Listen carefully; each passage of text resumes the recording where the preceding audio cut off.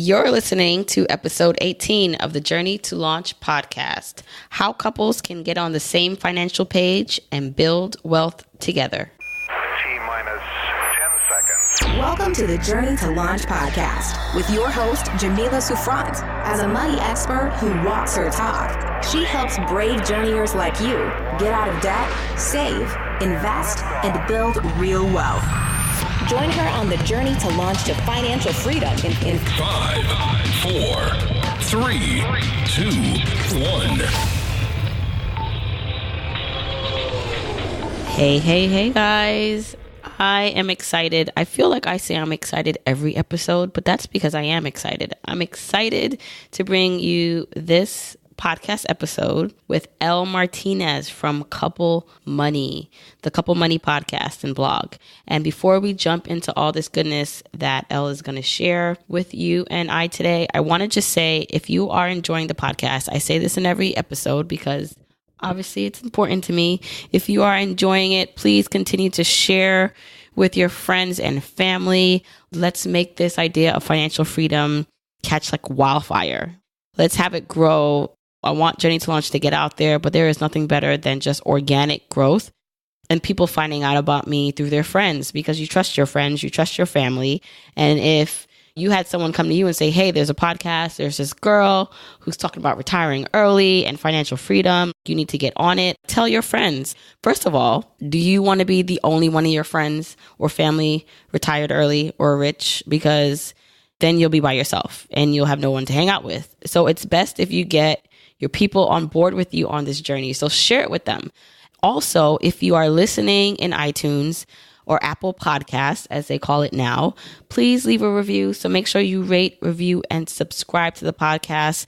The reviews are extra important to get the podcast more out there. Even if you're not listening in Apple, that's totally fine.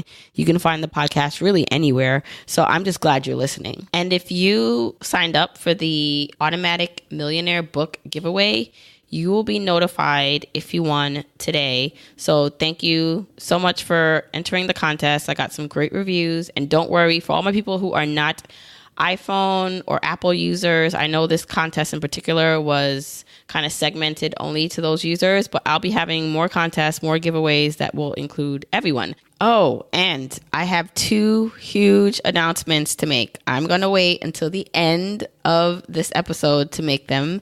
That way, all my ride or dies, my real journeyers, you're going to hear it if you stick around to the end. And no, you should not fast forward, but 2 big announcements. All right. So stick around for the end. I think they're going to be pretty good ones. And so with Elle today on this episode, we're going to talk about so much. I mean, think about it. Money is one of the leading causes of stress and issues in relationships. And that's what Elle talks about on her podcast, Couple Money. So whether you are dating or married, getting on the same financial page with your partner is crucial to accomplishing your overall life goals. So on today's podcast, I'm talking with Elle from Couple Money, and she explores how couples can build their finances together. And she just won Best Family Finance Blog at the 8th Annual Plutus Awards at FinCon. When I saw that she got that award, I was so excited for her because I know she's been at this for a while. So it's great when you get recognized for all your hard work. And in the episode, we talk about a lot of things, but specifically we talk about just how couples can merge 2 opposing goals and visions for the future and compromise on what they both want, the 4 types of money dates that you should go on with your partner, the importance of building a budget together, how couples should manage their finances. Like, do all couples need to merge their finances or can they keep them separate? Also, how do you prepare for the major milestones as a couple? So having a baby, buying a home, how do you do that as a couple? And then we talk about so much more stuff that I can't wait to get into. And I really thought this podcast episode was important because it wasn't until my husband and I got on the same page with our finances. It wasn't until we set a common goal and together worked at it that we were able to take our saving and investing to the next level. So I know I get asked that question a lot. And I think I told you this. I want to have my husband on the podcast where we would just have like a candid discussion about him coming on board with this crazy journey of mine and making it our journey. And so I can't wait for that to happen. But in the meantime, I think it's great to hear from Elle on just ways in which you and your relationship, what you can do differently. And listen, even if you're single and you're potentially looking for a partner, if you get on this now where you can have these conversations or at least start weeding out partners based on what's important to you, then this is great knowledge to have. So I can't wait to get into this episode. And without further ado, let's go.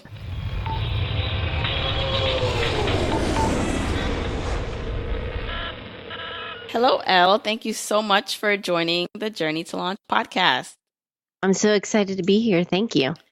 So I want you just to give a little quick intro about what you do and yourself. Sure. Well, I'm Elle Martinez. I'm the creator and host of Couple Money, a personal finance site and podcast focused on helping spouses work together, not only on building their finances and their wealth, but also their marriage. And I didn't start off talking about personal finance. I was actually a business major specializing in operations management. But slowly I fell in love with this idea of working together on our finances and found that other couples were in the same boat and wanted to do the same thing. First, Elle, I just want to let everyone know where we met. We met at Podcast Movement. We were both in the media lounge, and you were so nice, and you gave me your book, Jumpstart Your Marriage and Your Money, a 4-week guide to building wealth together. And I took it and I was like, wow, this is exactly the stuff, the content that I'm looking to showcase on my podcast. And because we also are in the FinCon community together, I thought it was just like a perfect way to talk to you. And I read the book and I said, I have to have you on the podcast to explain some of these amazing concepts that you have in the book, because obviously money and relationships are pretty important. It's one of the biggest things we have in relationships. Yeah. And first off, I had a lot of fun meeting you. That was a huge conference, but it was nice to chat with you, even though it was briefly over a few days. And I had an incredible time. But the ironic thing is, money is not the most important thing, but when you're not in sync and when your money's not working, it can be such a drag, such a weight on your relationship and on your marriage. Right. And I think in your book, what was the percentage of couples that say money is a leading cause of stress and arguments? When they did the survey, it was, I think, over a third. Right. It was like 35%. It was insane. Through the years, I've been writing since, I think, 2009. And it's always the number one or number two reason for divorce, even higher than infidelity. Financial infidelity seems to be a bigger issue. And yet we don't talk about this as couples. We only deal with maybe the surface levels, like, okay, we got to pay the bills and so forth. So there's definitely a need for it now. Right. Like you said, it's one of those things where you don't really discuss it until it's a problem. And usually by the time it's a problem, it's almost too late. So I wanted to have you on because you have such good tips in your book about how a couple can start to have that conversation and manage their money together. But first, why did you start Couple Money? Are you married? Were you wanting to find ways to speak to your spouse about this? Well, the real gist of it is I started Couple Money because we needed it at that time. I would say we were ahead in the game in terms of when we got engaged, we said we're going to sit down and talk about money, and we laid out all our numbers, but we immediately saw that we saw things differently with our finances. And at that time, I was looking at different personal finance sites, and there were a lot of great ones out there, but I couldn't find one that addressed all those awkward conversations, all those necessary but sometimes difficult conversations. How do you, as a couple, work together? How do you respect each other and find a way to handle your finances? Because what works for me might not work for you, but there's at least some common threads or some icebreakers that we can use to get the ball rolling. Mm-hmm. And one thing you talk about in the book is that it is very important to find your why. And when you say that, do you mean individually first? Do you say that a person individually should find their why and then as a couple discover the why? How can one navigate finding their why? Don't wait till you're married to start asking those questions. Answering for yourself is always important. I'm a romantic, but at the same time, I don't say marriage completes you. It expands yourself. So have that answer why. Some people think why means you have to have things completely mapped out. But what are you working towards? What's your big goal in life? Talk about it as a couple. I think it's very easy when you get married. I know for us newlyweds, we got caught up in the shoulds and the expectations. And if you consider the amount of time and effort, maybe you think, well, at this point in a relationship, we should be buying a house. Or we do want to have kids and we're at this age, and so we should be doing this. And you need to take a step back. And I don't think enough of us do because we have so much going on. But if you take a step back and talk about it up front, what are you working towards and why? It makes things so much easier in deciding, okay, here are the next few steps we're going to focus on. Because nowadays, in terms of good news, there's a lot of options out there, financial apps and tools that can help you. But then you want to do it all and then you get nothing done. So if you can kind of see, okay, this is important to us because of this. For me, I knew that I wanted to have the option to have more time with my kids for work. So then that made decisions easier. Well, which direction should I go being self-employed with work that allowed me to do that? My husband and I talked about which bills don't really matter to us. So we can pare down, so to speak, so I can have more time with the kids. Those are discussions to have up front. And yet it seems like, oh no, I don't have all the answers up front. But at least get that conversation going. And then you're also developing that routine of working together and figuring out what you want to do. Right. So then what happens when maybe a couple, they don't share the same why and they have almost opposing goals? For example, one of the big things with my story is my husband and I, we were able to save a lot of money last year, $85,000, and it really required him to contribute a lot more of his paycheck than he was doing before. And that was like a big shock to him. So before we even got to that point, obviously we had to have these conversations. But I know that my goal to reach financial independence is not opposing to his, but it's definitely something I feel a little bit more strongly about. I know that he wants financial freedom for the family, and I know that he is interested in us being successful with our finances. And so in that regard, we're on the same page. But what happens for a couple that can't get on the same page? What do they do? That is more common than I think some people we admit. We like to think like, oh yeah, we're on the same page. I know for us, my husband is a natural saver, and I wouldn't say I'm a natural spender. I did spend more, but I was more like, I need to do stuff. I have a goal. I want to get stuff done. When we were first engaged, like the retirement accounts, I was doing so much. And what I found, not just with our experience, but talking with other couples, is to focus on what you do agree on. Well, how do you do that?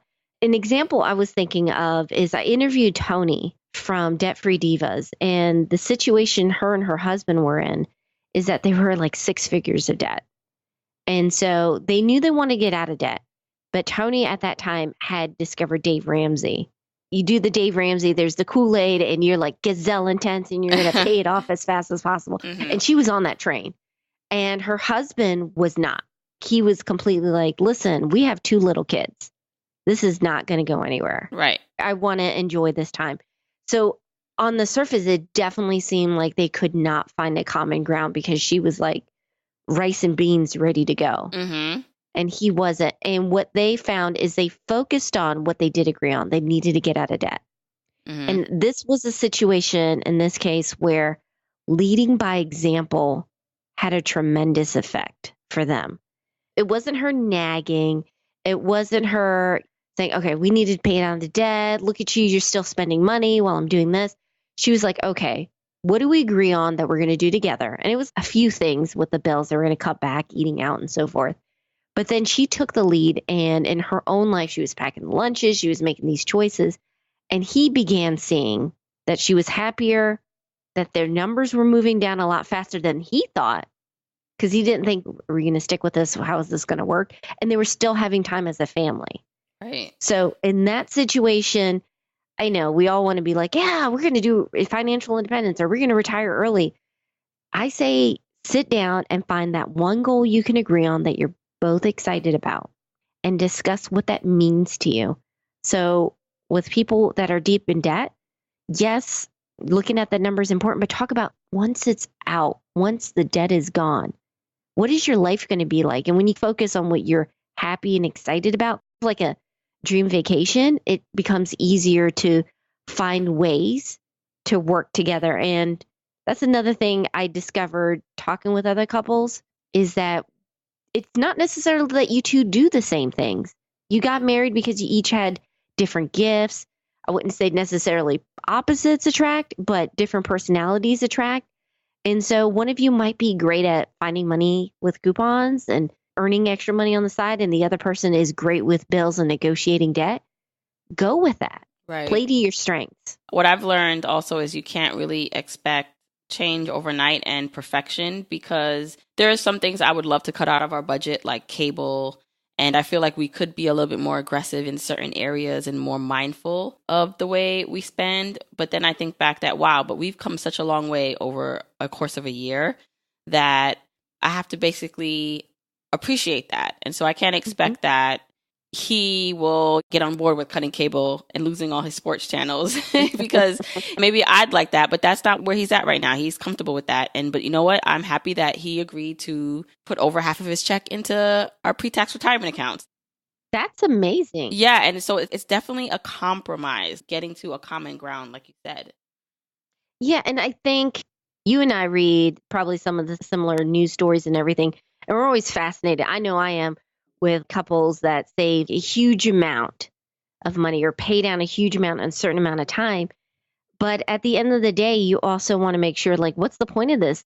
The point is so we can have more time for each other. We can grow together. Hopefully, I want everyone's marriages to last to death do you part. So sometimes you're not going to move as fast as you want, but because your spouse is on board, your relationship is growing stronger. And yes, you will pay down the debt. Like with Tony and her husband, it took 7 years. I mean, it was a massive amount of money, but they're out of debt and they're so much happier now because of it. And you kind of laugh when you're on the other side. You're just like, why was I so pushing it to be as fast? Right. We're making, like you mentioned, compromise. It's not a dirty word in a relationship. This is something where you can learn and grow from each other. And you're still working on your finances and your relationship. So I think that's a win-win. Sometimes you got to keep that perspective. We get so caught up in how fast can we knock this down or accomplish this goal? But the point of it is we want to do it together. Mm-hmm. Just because you come upon an epiphany, so say you're with someone and it's been away for a while. Maybe you guys have been in debt or you've been doing something for a certain amount of time and you stumble upon Journey to Launch or Couple Money and you get all these great ideas about how to reach financial freedom and get out of debt. But your partner has not had that same epiphany. And so you have to be patient with them because while you probably have seen the light and have walked slowly towards it, they have not seen the light yet. So you can't expect to go home that night after you maybe find something and say to them, hey, this is what we need to do. If they have never before have been exposed to that kind of behavior or concepts, you have to, like you said, you have to definitely take your time with it. So what can couples then do? I know you talk about money dates a lot, which I thought was a brilliant concept for couples. So what are money dates? And there are 4 of them that you mentioned in the book. So can you just go over that and how couples can set these money dates up to succeed? So we kind of stumbled upon this idea of money dates. And I should take a step back. When we first started, our major goal was to pay off the car loan that I had before we got married. I had the credit card debt, so I wanted to pay that off before the wedding. And so we're in this situation where we're going to do this. So we're going to do the budget every paycheck that we had. And I have to be honest, it was boring. It was completely unmotivating for us. And so when I was researching and we were experimenting, I was learning from others. And that's the power of talking to other couples and taking ideas from them. I saw that it didn't have to be this formal sit down, let's look at the spreadsheet. We could have some fun with it. So it started evolving and eventually became these money dates. And now we have 2 kids. So sometimes we go out and we don't have the kids and we relax. They're our favorite restaurant. We sit down and chat. And sometimes the kids are in bed and we're outside and we got the fire pit going and we're talking, a couple drinks in our hands. The idea is money has a place. It can be a tool to help you guys build the life that you want for yourselves, for your family, for your loved ones. And so we wanted to keep it in its place with these money dates. So it's a situation where we sit down and we talk about the why, and then we go over the numbers. I think we attacked too quickly the numbers, and it just wasn't fun. It wasn't encouraging. And for us, it wasn't that motivating, because I think when you are at a certain point, like you're paying down debt or you're saving, you kind of hit this plateau. You're like, okay, I could be taking more trips, or I could be eating out more. I could be doing this. And it feels like it's a deprivation. And we didn't want that. We wanted to remind ourselves constantly, hey, we've made this choice because we are really looking forward to being financially independent in a few years. Mm-hmm. And then it stops being a sacrifice in a sense, and it becomes more of a deliberate choice. So the money dates for us were about having a way to communicate in a fun way about our money. And then when you're starting off, honestly, it can feel awkward. I had different points of view with money when we first started. He had different points of view. And so we're trying to kind of feel each other out in the common grounds. So the first money date's kind of establishing what you want to go for. In the book, the first one, for example, is about defining what goals you want to work towards. What do you want to do in the next year? Because sometimes it's hard to say, oh yeah, in 20 years, I want to retire, or 10 years, I want to retire. Mm-hmm.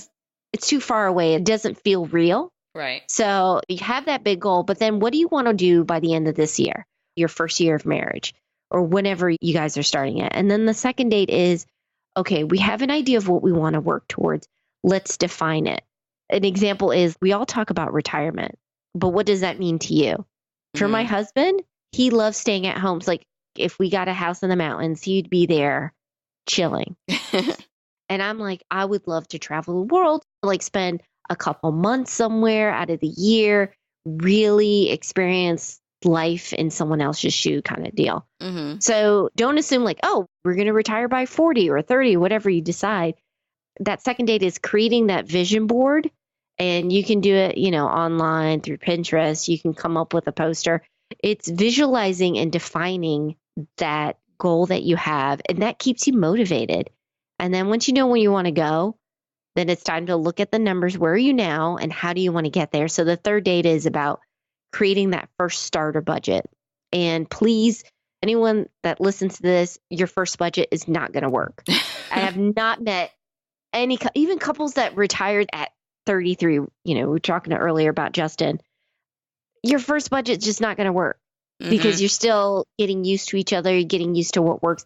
It's always going to be a work in progress. So that's what the third one is. And then the fourth one is, how do you automate as much as you can? Because I don't know about you, but I have a full life, especially with kids. How did I have time?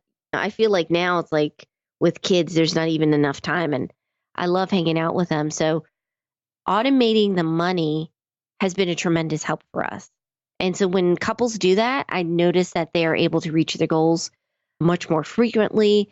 And it's a lot less stressful because all the tedious little stuff is taken care of. So those first few dates can set up so much. And after that, it's less about, okay, let's go over spreadsheets. It's more like what's working and what's not working for us. Okay. And encouraging each other. So practically speaking, so say you're listening to this and you want to start setting up money dates. You want to start this process. Do you tell your spouse up front that you want to do 4 money dates over the course of a certain amount of time? How do you set a money date up? You talked about kind of relaxing and having a drink in your hand for the first money date. So do you have a paper and pen with you to write down your goals, or is it all conceptually and then maybe afterwards someone writes something down? I think you definitely should record it, and it depends on the couple. My husband is definitely the tech guy. He puts everything on the phone, and I always have a notepad in my hand. So I would say for the first money date, don't worry about the spreadsheet. Believe me, you'll get there soon enough. But just kind of sit down and say, hey, I'm really excited. I've been thinking about how can we have more time for each other, have a little bit more buffer, and kind of approach it like that. Can we sit down and talk about that? Maybe go on a date. That doesn't sound scary. But when you sit down and you're like, hey, honey, can we talk? Then you kind of had that in the back of your mind. Even if you know you didn't do anything wrong, it sounds stressful, but just like lay it out. Hey, I really want to have more time for each other. Or I know you've been thinking about starting a business and I would love for that to happen. Or we talk about traveling. How can we do that in the next few years?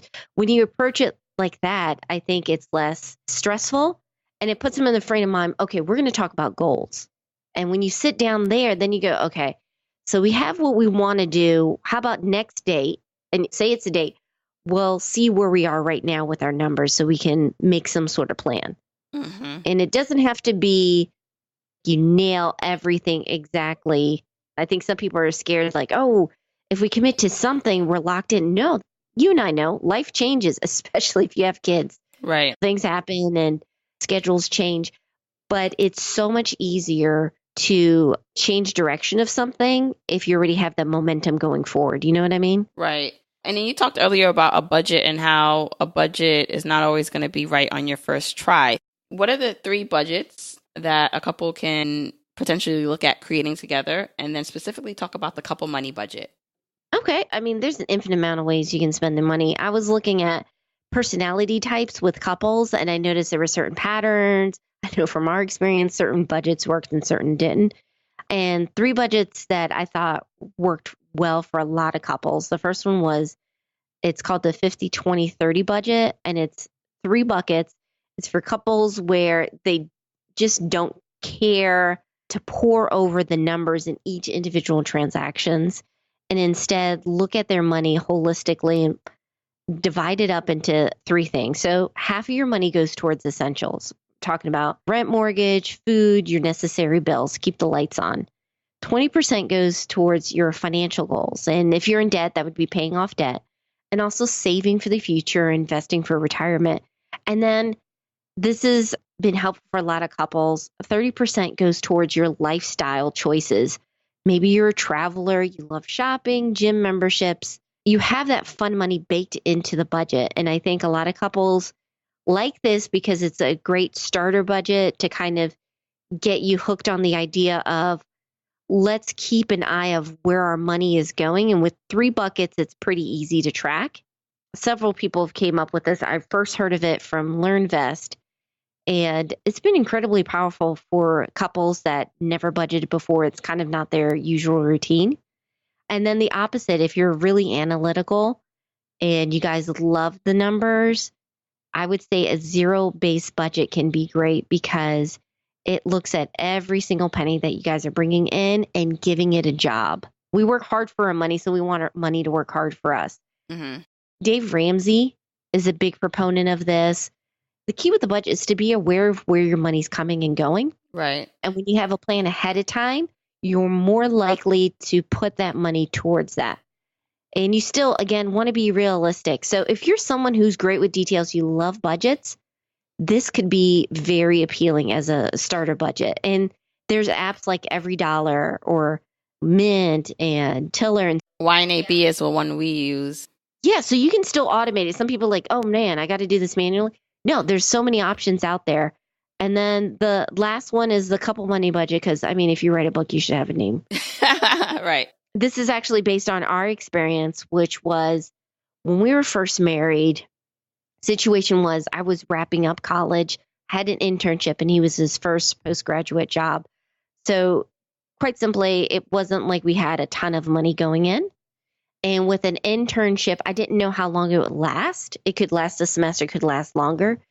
And so we made a promise where we're going to live off of his income since it was more stable. And then we were going to use my income to pay off debt and save and all our other goals.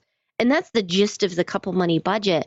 This is great for couples that are looking to retire early, which is how do we make the most of our money and then feel like we're both contributing? And I love this because this is a system that can grow with you. You're learning to live off one income, and pretty much every couple that's retired significantly early mastered this skill. Right. You invest, you pay down the debt and so forth. And it's mentally easy to keep track of. And this was a bonus for us, not because I was thinking of it at the time, but eventually I was self-employed. And so because my income is variable, this was nice because our day-to-day bills and expenses, we knew were covered. Mm-hmm. So that was less stress off the top. I could focus on building a better business versus, oh no, I have to sell and I got to do this and that. I didn't feel the pressure. And then at the same time, I felt like I was contributing because this was going towards paying off this debt or paying off that debt. And then this was going towards, oh, we need to increase our retirement contributions and so forth. So both of us felt like we were having major roles in the finances. And a lot of couples love that. They want to feel like, okay, I'm not just putting this money in the bucket. This is something that we're working towards together. And then one of the things that kind of goes along with all of that is how couples actually manage their finances together. And so there is a school of thought that if you're married, you should definitely just merge your finances because you're sharing a bed. You guys made vows. So shouldn't you just share a bank account? And then there is another school of thought where some people like to keep things a bit separate. So what are your thoughts on if couples should merge their finances or not? I would say, honestly, until I did the podcast, I was definitely more opinionated of what you should be doing. But now I appreciate there's different ways to handle finances. That said, I think couples should have some of their finances merged for two reasons. The main one is you are working together towards a goal. You're not roommates, you're partners. I focus on married spouses working together on their goals. You're going to have the day-to-day bills, so that's a joint checking account can handle that. And you're going to have, hopefully, goals that you're saving towards, dreams that you're supporting one another with. So a joint savings account helps. Now, whether you have maybe separate fund money accounts, that's up to you. Naturally, you're going to have separate accounts for your 401ks and your other investments because that's how it works out. But I think even if you decide that you're going to separate your money a little bit more, you should always be on the same page with your finances. So when we do our money dates, we do have some separate accounts like for fund money, but we know the balances. Mm-hmm. I think secrets with accounts just really harm the relationship. I've seen it gone bad. I've also seen it be a protection because sometimes we make a mistake. Let's be honest. No matter if you're so-called good with money, we all make mistakes. And it's nice having that second pair of eyes who can maybe nip it in the bud. You're aware you have an accountability partner, and that can help things from snowballing way out of control. Also, when you are sharing things, it forces you, the second reason, to communicate better. Right. I want to spend this money this way. He wants to spend it this way. Okay, what's the compromise? Some people, I think, separate because they want to avoid having a money fight. And my thought is it's not necessarily bad to have arguments. Sometimes you have to have those difficult discussions. Sometimes you're going to disagree at first, but that's because you are figuring each other out and figuring your relationship out. Right. Yeah, you don't want to shy away from that. Yeah, and I like the fact that you said even if you're going to keep it separate, that's fine, but then maybe just being open where the other spouse does have access or can see your account if they chose to. So it's still that level of openness, but then each spouse gets to keep whatever individually. And then I also think sometimes, because I get asked this question a lot or I see it a lot, there might be one spouse who is totally on track or good with money and wants to save and wants to maybe stop doing what they did before they get into debt. And then there's another spouse who is just a spender and they still spend it on the credit card and they don't get it. And in situations like that, it's almost necessary maybe to keep things a little bit separate. So that way the spouse that is, or the partner that is a little bit more responsible can protect some assets and make sure that there's money left over or that they're being responsible. So I do think it's a situation that you have to look at per couple. It's not just a one size fits all. Yeah. And I think that's an opportunity to also discuss what's going on. When people have problems with money, it's rarely about money. When people have problems with spending, there's something going on. Maybe there's a fear or anxiety that they haven't dealt with.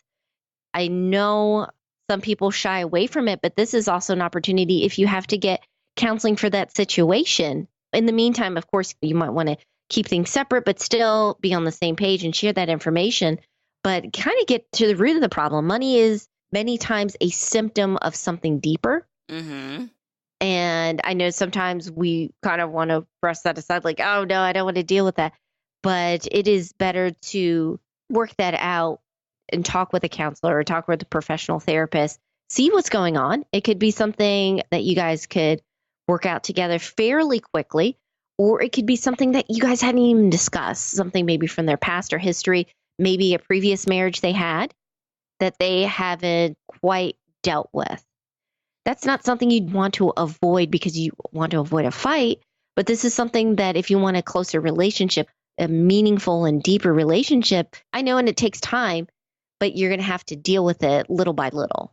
Okay, and so then they have had the conversations, they are ready to get started. What are some things they can do to boost their bottom line? And what are the low-hanging fruits that you talk about to focus on for couples? Well, that's kind of tricky because there's so much to look at, but I would say some of the low-hanging fruits are sitting down and looking over your budget and seeing where your money leaks are, which sounds like, what do you mean by money leaks? Like subscription services. I was just reading the other day that the average family pays $1,800 a year on subscriptions. Netflix, that's what, $10, $11 or so. You have Hulu, that's another $10 or so. But for that amount of money, there's more going on. So look for those. Also, cell phone bills. Nowadays, the big four are always advertising on TV, but there's a lot of opportunity to save money and still get some great service. For example, I use Republic Wireless and I have 2 lines with them, smartphones. It has unlimited talks, text, data, Wi-Fi data, and some cell data. And I pay about less than $40 a month for 2 lines, one for business, one for personal. So there's a lot of stuff technology-wise that I would say look into. Cable, personal finance. We're always talking about cable bills because nowadays those bundles are now on average for an American $162 It's a month. insane. I get so annoyed when we get that cable bill. I'm just like, really? And how many channels, right? Yeah. It's like you have your shows. I get that. You have your shows. Your husband might have shows. But there's options like maybe Sling TV, which is $20, $25, where you can buy a package based on the shows you actually watch. So I would say, look at your bills and see what's out there. And you and I talk about this on our site, and I think that's a really good, helpful resource is look at personal finance sites and so forth, people who are maybe a couple steps ahead of you in the journey and see how they save money and talk about it. Which ones seem like that's a good fit for your relationship. And if it's not a good fit for you, then move on to the next tip. Mm-hmm. So those are great tips for looking at the little things in your budget that can make a big difference. And what are some of the big things, though, in your budget or big expenses that one can look at to boost the bottom line? For boosting the bottom line, there's a lot. I would say one thing is food. We love to eat. My background, my family's Puerto Rican. Like food is a social event. And we enjoy it. But that doesn't mean to eat well, to have people over, we're going to spend a fortune. So things I talk about in the book, like some tips on creating a price book, finding which stores are actually the cheapest, upgrading your cooking. It does not mean you have to become a chef. If you know a few basic culinary skills, like stir fry translates to every cuisine. For example, curries. You have the Caribbean curries, you have Indian curries. There's so many different styles of Thai curries. Those don't take expensive food. It just tastes well. And you're eating out less at restaurants because I can make this at home cheaper. If you go out to the restaurant, it's something special. It's something new. Also, nowadays, you can also work for money on the side with side hustles. We kind of have a gig nation economy going on now where you can Uber on the weekends, or maybe you're repairing electronics or tutoring. There's a lot of need for the skills that you already have so you can make money on the side. Those are excellent tips because it's really, again, about looking at your income and your expenses and being efficient with both sides to really start seeing a difference together. Okay, and so now a couple is together, and as you know, you kind of mentioned in the beginning that we have all these expectations from just living in this world and society of what our next step should be. And so one of them is to buy a house. And I had a couple guests on actually episode 11 where a couple, Christy and Bryce, decided not to buy a house. They said that was not going to be what they were going to do. They were going to instead invest that money and retire early instead. And then I had Kendra on episode 12 where her and her husband, they invest in real estate, which is a big life decision and life change that a couple can do. So buying a house. And then the next one is having a baby, having a child. So bringing a life into this world is not only just amazing, but it can be expensive especially depending on where you live and if you need daycare. How can couples prepare for those big life moments? I would say after couples discuss and they said, you know what, this is part of our why, this is part of our goals. The good news is if your goal is buying a house or a family, there's a lot of similarities, which is, okay, let's look at our income right now. What do we need to do in terms of saving that money? Expenses, what's going out, what's really important for us? And I'll take the home buying, for instance. If you're going to go for a mortgage, and most of us do when we are buying our place, it's paying down that debt because you want to have a great credit score. You want to have less debt so you can get approved for a better mortgage rate and for mortgage that fits you. So definitely run the numbers, start paying down that debt, work together on how much you want to save. And for a lot of couples, 20%, depending on the country you're in, can be a huge chunk of change. So be realistic, start talking and researching. So for our house, even though the process from the official hunt to signing the papers was about 6 months, we were looking and planning for 2 years in the area. And this was our second house. We were looking like, okay, which neighborhoods in Raleigh fit our goals? We were looking, are we in the middle of everything that we like to do? That means we'll use the car less. That saves money. We're by friends. That means we can hang out on the cheap. What good schools are in the area, commute for work for my husband. All those factors went in. So doing their homework up front is good.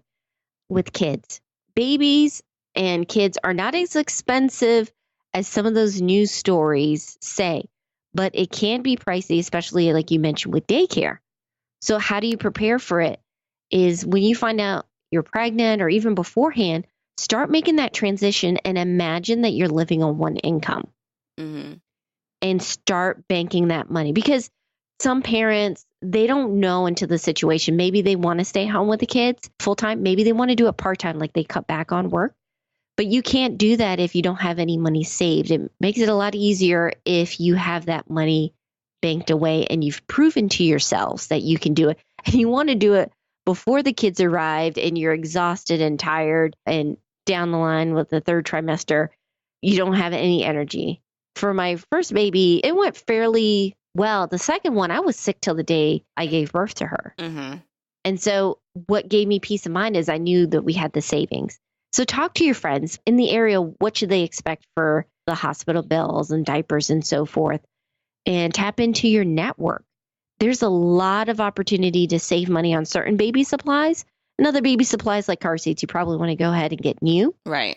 But other things you might say, you know what, this is not important to me. Like for my first kid, she had all these awesome outfits, but she spit up on most of them. Right. You're thinking, you know what, for the pictures and family visits and all that, we'll have the nice clothes. But day to day, it's okay to have friends' hand-me-downs or go to the baby consignment store. You know, those things are ways you can save and still spend on the parts you feel that are important to you.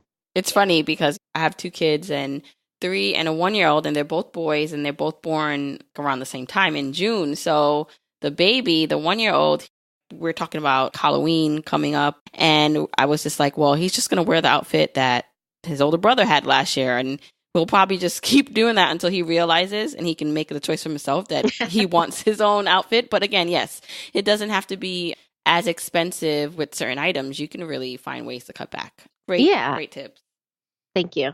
Now, we've been talking about couples, and I know your podcast is all about couple money, but let's just touch upon people who are single and dating. So not necessarily committed in a marriage, and maybe not even committed in a one-on-one relationship, but they are looking to hopefully one day have a partner. And maybe they have some prospects that they're dating. How can they approach money with someone? Should it be brought up on the first date? I'm assuming you're going to say no, but maybe not. What do you do? How do you approach the subject with someone that you are interested in? I'm going to cheat and say sort of. You're going to do it on the sly. I think for most people, like you mentioned, you're looking for a partner. You know, you're looking for someone that complements you. You guys are on the same page on the big stuff, right? So I think it's great to talk about your goals first on a date. And you don't have to be interrogating them, but it can be something casual. The first, second date. Hey, you're working here. You're doing this. Do you think you're going to be doing this in 5 years? Is this something where you want to continue, or do you want to start your own business? Are you going to stay local? I mean, you're feeling them out. You're trying to see where they want to go, right? No one wants to be with someone who's a gambler that's like heavily in debt and has a problem. But I think most of us are looking for, what are you valuing? And does your money kind of reflect that? Or you're trying to work towards that? And so start talking about those goals gently. Well, what are you hoping to do in the next few years or this year? What would you like to do? And then once you start hearing from them that they have certain goals, ask them, how do you think you'll get there? They can lay it out and you get an idea if they have a general sense of where they want to go. If they tell you they're going to start their own business, it's going to be $1 million business, but here they are also talking about their car loans and pieces, then you can say, okay, maybe this is someone who's a dreamer. And then you can decide what you want to do with the relationship. But start with the goals, start with the values, because money tends to follow that. So not just what they say and what they do. Right. And then it's so important to approach the situation or have the conversations earlier than later, because it's just so important in a relationship. Because if you don't have the conversations, eventually all these feelings can bubble up, or things you didn't know about can start to come to the surface. It really is. Once your heart is in something, it is really hard to pull out of it, even if it's not a good or safe situation for you. And I think being upfront, you don't have to say, okay, what's your credit score? What's your debt? What's this and that? But you can ask, what are your goals? What we see with Equifax. It's like, oh, this is crazy. I had to check my credit score just to make sure everything's okay. Do they even know what you're talking about? Those little things on the side where you can kind of gently prod and see if they're interested in that and see what they're working towards. And then you can go deeper. Don't jump into the money. I think it gets everyone nervous and tense. I think some people are more uncomfortable talking about money than some other topics, which is kind of crazy. Yeah. Since money affects so many decisions in a relationship. Yeah, that's my advice, is start talking about that with your idea of what are your dreams, what are your goals, and what are your values. Right. Well, these are all great and excellent tips. And I definitely think, and I hope that journeyers listening, new listeners are really getting some great information about how to approach their partner and spouse and maybe a potential love interest about money. Because as you can see, it's very important. And if you have two people working towards one goal, you'll be able to get there much quicker than if you're on your own doing it. So thank you so much, Elle, once again, for joining us. Thank you. And where can people find you if they want to hear your podcast and learn more about what you do? Yeah, I have the site, podcast, videos. Everything is over at couplemoney.com. You can also find me on Twitter and Facebook at Couple Money. And we talk about marriage and finances and how to work together. All right. So I know I'll be definitely checking out some more of your stuff. And thanks again so much for joining us. Thank you. I appreciate it. I had a lot of fun.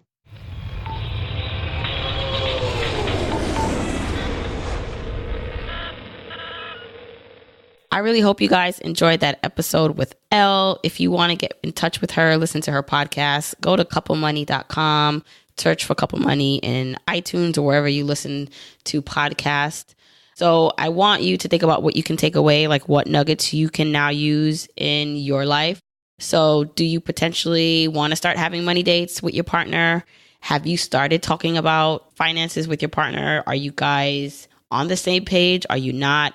Just start to think about what you can use from this episode to go forward and improve your financial life and stability. Because I'm all about action. So a lot of times, I do this too, right? We listen to podcasts, we hear all this great information and we're like, oh, that's really good. And then you file it in the back of your head. But we're not going to do that. We are going to start implementing, right? So again, if you can take notes and things pop out at you, write them down and implement them. So set a money date, set a time to at least maybe just write down a budget together. You can do these things. If you want the episode show notes for this episode, you can go to journeytolaunch.com/episode 18. You can find everything that we talked about over there. As I mentioned, just a couple more housekeeping things. If you are enjoying the podcast, please rate, review, and subscribe on wherever you listen, especially iTunes. Also, if you want to join our private Facebook community with all the other cool journeyers, come on over. You can join at Journey to Launch patreon.com/community. Okay, so I'm not going to make you wait any longer. On to the two big announcements. So first off, if you are in New York City and you're listening to this, you will see me today on your local news station. So if you have News 12, which runs on Optimum and Spectrum cable networks, you'll see me. I am actually going to be on a weekly segment. I don't know how long it will last, but as of now, it's a weekly segment with Christy from News 12 Bronx and News 12 Brooklyn. So if you are in local New York and you have News 12 through Spectrum or Optimum, you'll be able to see me on your TV screens talking all about finance. Every week, we will be discussing different finance topics. I'm really excited. This is my first time on TV. It's been a great experience so far. Chrissy has been so great to work with. And so for you guys that are not in the New York area or who don't have News 12, I will definitely try to get those clips up online for you so you can see them. But I'm really excited.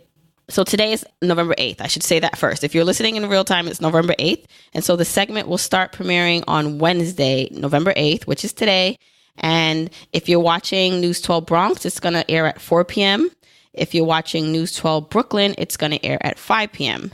And then they're actually supposed to repeat throughout the days and weeks. So I'm not sure of the exact times. But again, I will try to get the online clips and post it on my social media or on my Facebook page. So I'm really excited for you guys to see it. I haven't even seen them yet. So I'm going to be watching with you guys. And then the other thing I wanted to talk about, because it's actually just bigger than what I just said, and what I just said was pretty big, is that I actually reveal something, or Christy helps me reveal something on this intro episode that's airing today. And that is that I'm expecting baby number 3 is on the way. And if you listened to last week's episode where I talked about wanting to make Journey to Launch my full-time gig, you might have heard more of the urgency in my voice. And that's because I am pregnant and I really want to make this work before baby number 3 is here. So I'm due next May. Obviously, this is a big deal for our family. It's something that's going to just really change how we are, everything, finances, the trajectory of financial independence. So I can't wait to dive deeper into this topic with you, how an expanding family affects all that. But we're excited, and I don't know, I guess that's it. So I hope you enjoyed my 2 big announcements, and I will speak to you guys next week.